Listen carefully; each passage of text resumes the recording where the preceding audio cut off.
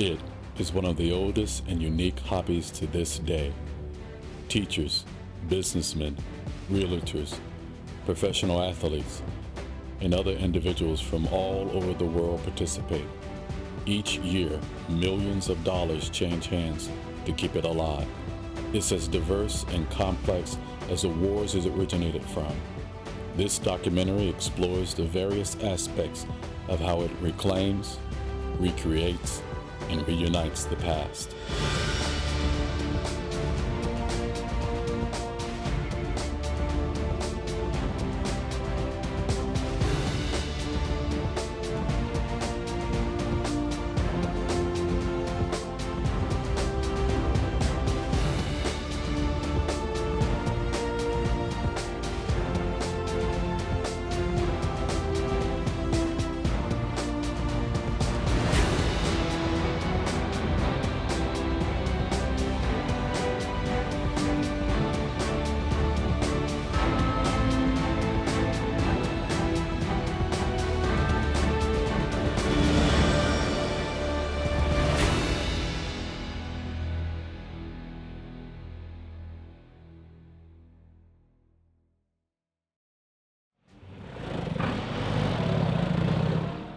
Lance Aldrich, a high school social studies teacher, has been involved with Militaria since he was 7 years old.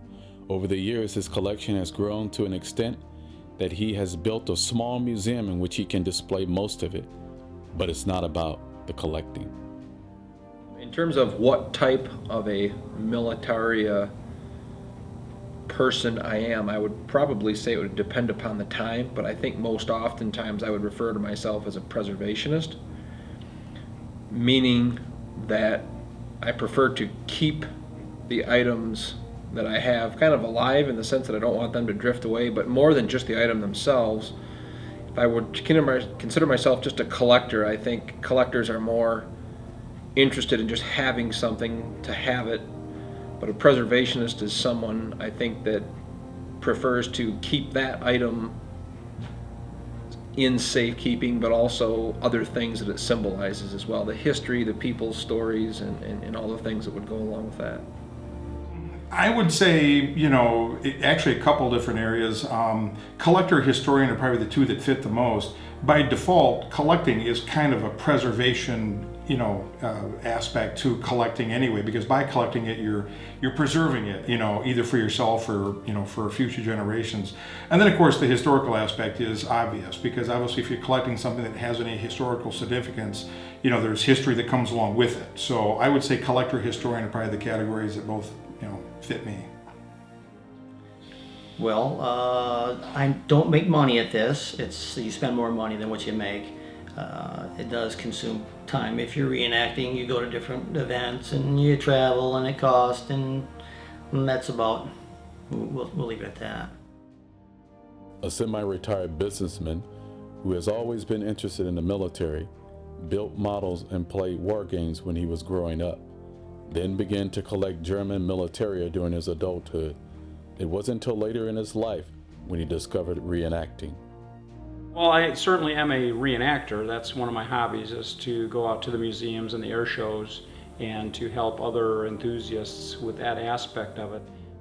John Newton, a veteran of the British Army, went to a Civil War reenactment 20 years after serving and discovered there were World War II British reenactors and instantly became hooked.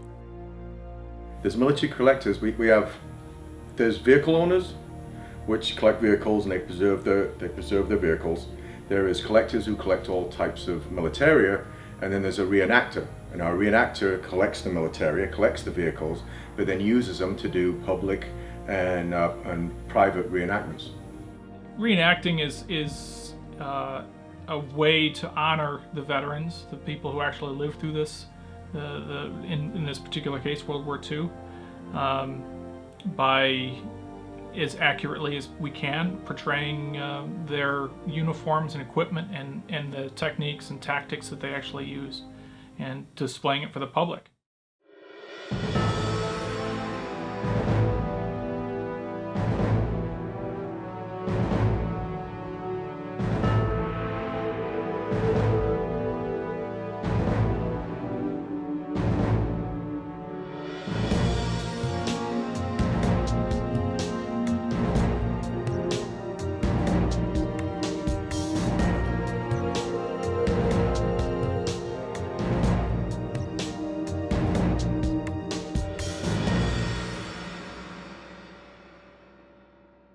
Primarily, I collect U.S. Army memorabilia from essentially 1900 right through current day.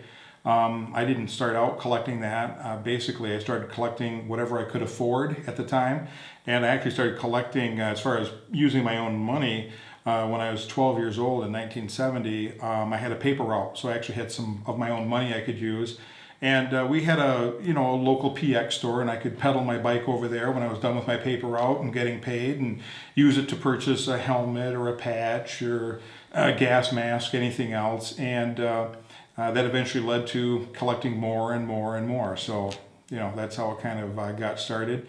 I like learning about military history in particular because so much of it, at least how I see it and how I interpret it and how I go about researching it, is from a common person's point of view. It's not something that is always wrapped up in the amazing things that superstars do. A lot of the Medal of Honor recipients, they're normal people like you and I. They're not anybody that's blessed with natural talent, do this or that. They just rose to the occasion and they did amazing things, in most part for others, not for themselves. And I find that just very motivational and also very interesting. Amazing.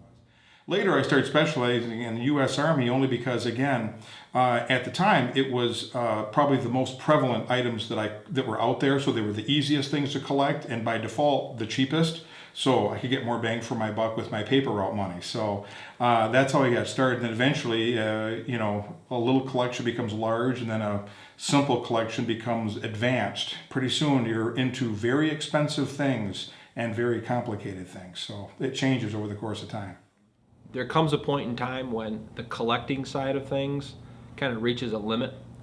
So for example, when I first started, I inherited a picture of my grandfather, and I said I want one of everything in that picture. But what I very quickly found out, which fascinated me, was of all those things I collected that were on his person when I got that picture, there were variations of that. So for example, a gun just couldn't be manufactured by one company. It had to be manufactured by, in some cases, 3, 4, 5, 6, maybe 10 companies. And so as I started to collect the variations, I filled all the voids in my collection.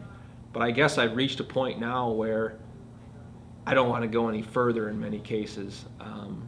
You could go so far as to begin to collect on the basis of color variation of things, and some people do that, but that's collecting, and that's not necessarily preserving in my mind. The internet has changed that drastically, because now you can pretty much collect anything you want to, and you don't even necessarily have to meet anybody. I'm not sure if that's good or bad. It's just definitely different. I remember about 8 years ago, I did an experiment for myself, and I decided that I was going to complete an entire uniform using nothing but eBay. So I decided what the uniform was going to be. I got online, and in less than 2 weeks had assembled an entire uniform that back in the old days would have taken me years to be able to collect. The difference was that after I had it all together, it was not very satisfying, because I had no stories, there was no adventure, there was nothing I could really share about acquiring those items with anybody. All I could simply say was, yeah, I bought it all online. Many collectors, I think, will say that the end reward isn't whatever piece you acquire, rather it's the journey, it's the steps you go through to get whatever it is that you're looking at. I think hunters refer to it as the thrill of the hunt, and it's very much a similar thing for a collector.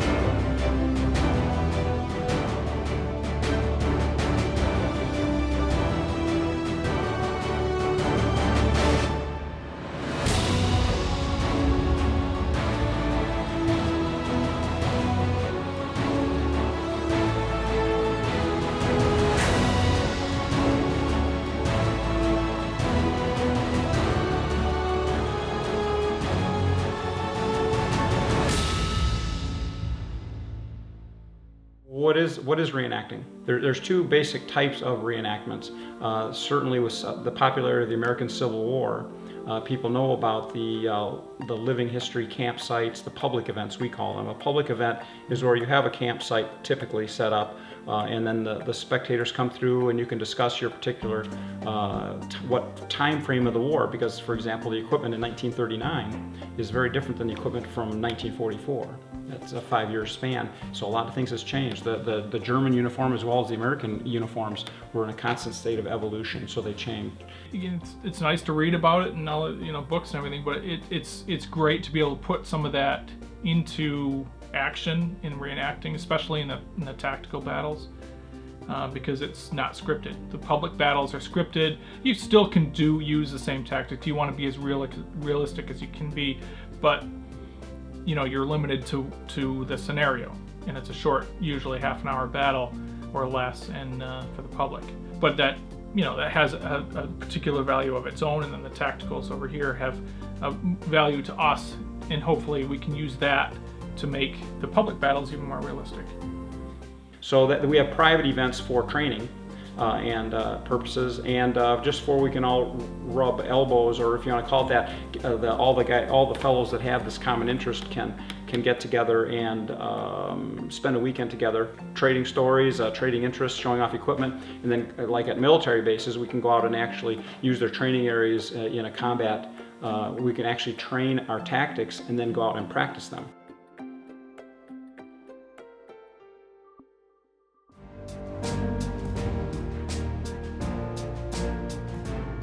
Depending upon what type of a collector you are, or preservationist, you may need special permits or licenses in order to accelerate your collecting or to acquire certain pieces.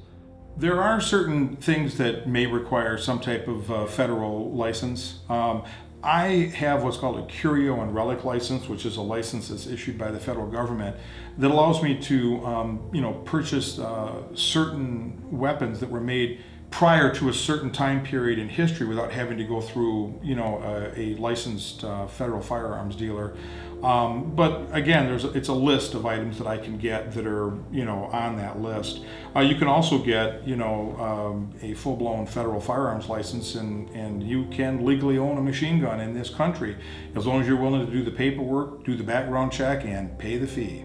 And then every time you purchase one of these destructive devices, they do a background check. Every time you purchase that weapon, you have to file your paper, your fingerprints. Even though they've already got my fingerprints, every time I do this, they have to transfer. They has to have a registerable serial number on it.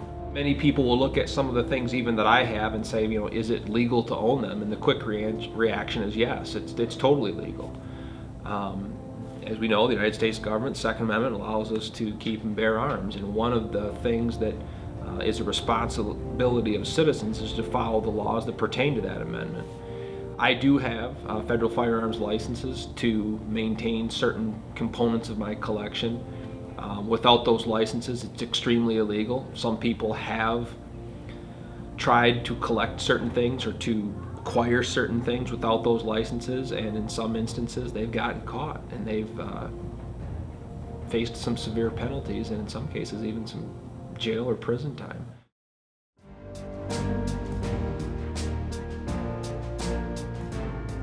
To kit yourself from head to toe with the basic gear to be a British Airborne paratrooper, you're probably talking about I'd say anywhere between $1,000 and $1,500. That's just to get. That's not including your ammunition. That's your basic. That's your basic kit, from helmet to hobnails. Why would you spend, or why would you be willing to spend so much money on this particular stuff? And I guess my reaction to that is, why does any person spend any money they have on anything that they acquire? And that is, there's some sort of an interest, and you have to pick and you choose what you want to be interested in, and this happens to be mine. It can be very expensive. What you find out is that usually as you collect, you buy what you can afford, what the family budget allows, And then as your collection grows, you realize that the items that you want are no longer the inexpensive items. You have to start stepping up and paying a little bit more money to get the stuff that's a little bit harder to get. But by that time, usually there's been an income change, and you can do it a little bit more comfortably. And of course, you can always, trade into something, or trade up. So it can be expensive. It doesn't have to be, but you can end up spending definitely. I know people have spent $10,000 to $12,000 on a single item. So it can be expensive, but it doesn't have to be. There are limits to my acquiring. I've known guys that have spent tens of thousands, hundreds of thousands, millions of dollars on this stuff. And, I guess if your budget allows it and your family can endure it, go for it. There are Major League Baseball players that I've met that collect this stuff. There are politicians that collect this stuff. There are a variety of people that collect this stuff. Self-employed business people, military people, and there are all different grades of collections. And as long as you can make it work financially and not harm your family, I'm for spending money.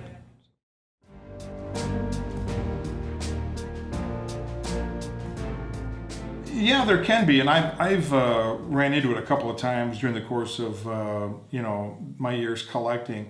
Not so much as some other collectors, and the reason for that is because I collect U.S. stuff.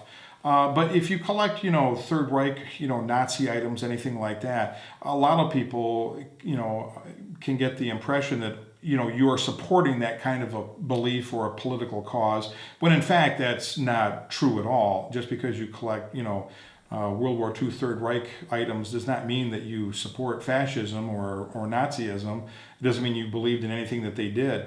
It does mean, though, that you are collecting items from that particular time period in history. The problem is the public can see that as being not something they're real fond of.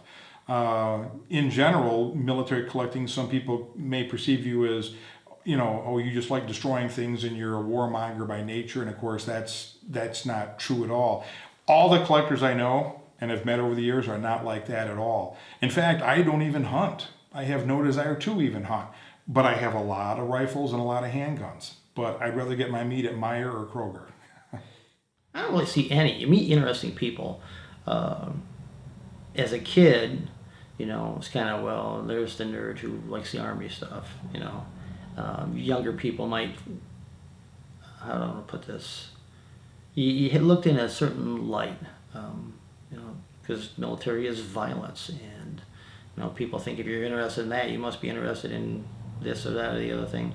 It's not necessarily true, but people have preconceived notions, and I'm sure not all collectors go around there. I'm a collector of World War II stuff. I think we're pretty laid back people, and we keep amongst ourselves, and people that are interested like yourself we'll talk to. Most folks, it's just like any other hobby.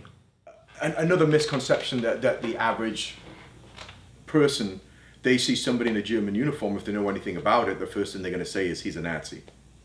That's the first thing they're going to see. They're going to go, oh my God, I cannot believe that guy is dressed up, and it's just unbelievable. How could you do that? My father, I'm from a Jewish family. I mean, you guys, by yourself, killed 6 million Jews because you were in your Nazi uniform, when they have no idea that, first of all, the guy's not wearing a Nazi uniform, he's wearing a infantry uniform, the general German army, which I don't know that much about German. But what they got to understand is, okay, for you to come and watch this reenactment, you've got to have opposing sides. You've got to have the Axis, you've got to have the Allies. Just like the Cowboys and Indians. Without the Indians, it wouldn't be a Western, would it? USGIs brought home a whole slew of World War II German items as souvenirs, as war trophies.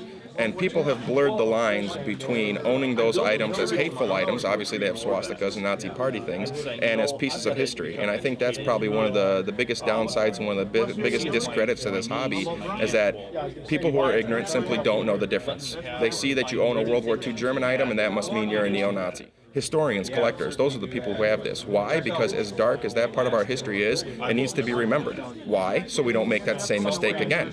Well, we could burn all this stuff and destroy it, and then 100 years from now it all happens all over again, and we haven't learned anything. So if someone sees you have a World War II German item and they don't know why you have it, well, it's just as much a history as that 101st Airborne item, okay? The 101st Airborne didn't just go over there, step foot on Germany and say, now you're free. They had to struggle and they had to fight something, and like I always say, you don't have a good movie without a good bad guy. And history's biggest bad guy was World War II Germany. We never had combat and warfare like that before. And those items need to be preserved and remembered so that we learn something from them. So it's not the item, it's not the ideology, it's a piece of history, and it needs to be preserved and remembered just like everything else is. And it doesn't mean that the person who owns it's hateful or bigoted or anything like that.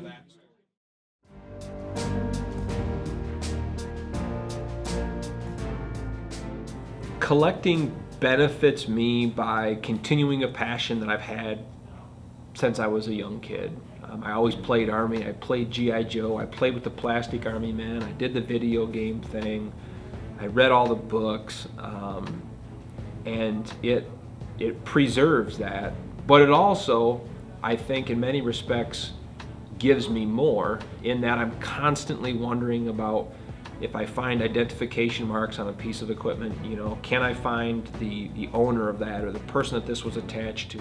Just the socialization, the camaraderie that's existed over the course of 40 plus years. I've met a lot of very good and dear friends. Some of them have actually passed away because they were older than me when I started collecting. But just what I learned from them, how a fellow collector would say, "Hey, I know what you're looking for, and if I ever see that, I'm going to call you and let you know. And if you want, I'll get it for you, and you can, pay me at the next show, or I'll mail it to you, or something like that." So, I think that it's the adventure that has occurred over the course of the last 43 years, and meeting all these people and working with them. And my experiences have been 99.9% all good when it comes to collecting. So it's been a great adventure. Yeah, I think it's natural to think we're just big kids playing around, running with guns like we did when we were, 8, 10, whatever. And to be honest, when I started, there was myself thinking that, I get to play war again. I mean, this time shooting blanks, which would be, the ultimate realism in playing war. But it's not. The reality is that that isn't the primary thing. I mean, yes, it is still fun to get out there, but it's much more of an education process for myself and for the public.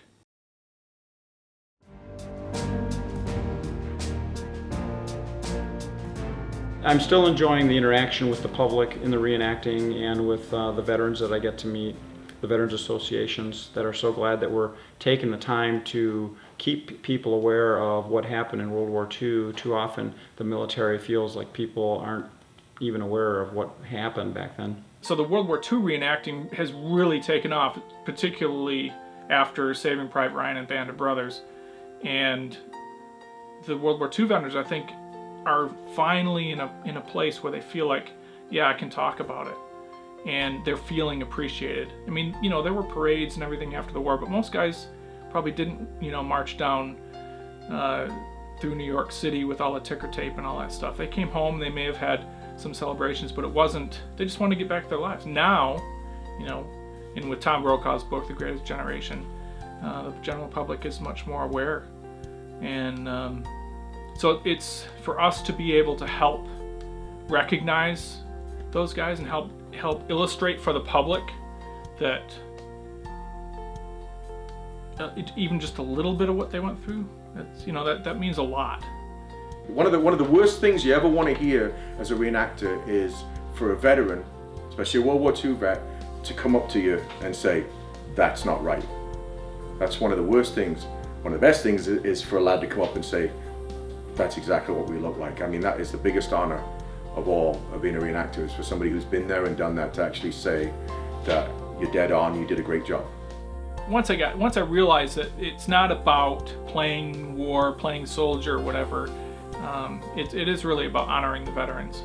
And I found that out right away at the public events, because you meet and talk to so many people and they have stories, and we meet veterans, and that is some of the coolest experiences, is meeting veterans.